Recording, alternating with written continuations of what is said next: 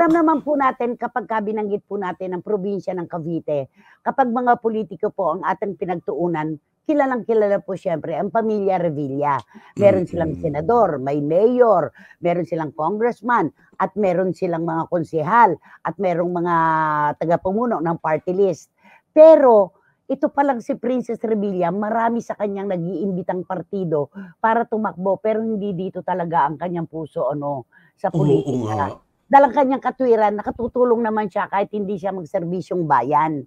Bakit kailangan pa Ayun. siyang pumasok sa mundo ng politika? Pero tumutulong naman siya sa sarili Oo. niyang kapasidad at sa kanyang mga kapatid, 'di ba?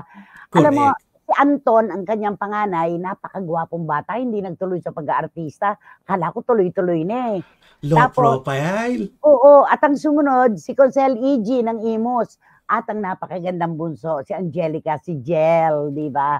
Ayan, bakit ba natatabaan si Princess sa sarili niya? Oo Eh, nga, napakaganda nga tamang-tama ng lang. kanyang katawan, 'di ba? Tamang-tama lang ang katawan niya. Gano'n ang magandang Oo. katawan, yung hindi butot balat at hindi rin masyadong Oo. matimbang, yung may laman. Ang ganda-ganda niya, walang Yes. makeup 'no? Ang Wala, ganda-ganda ng ano, as in. at saka isa lang naman talaga ang tanong na hindi ko na babanggitin pa, na hindi niya kayang sagutin sa akin. Alam mo na 'yon, 'di ba, Romel?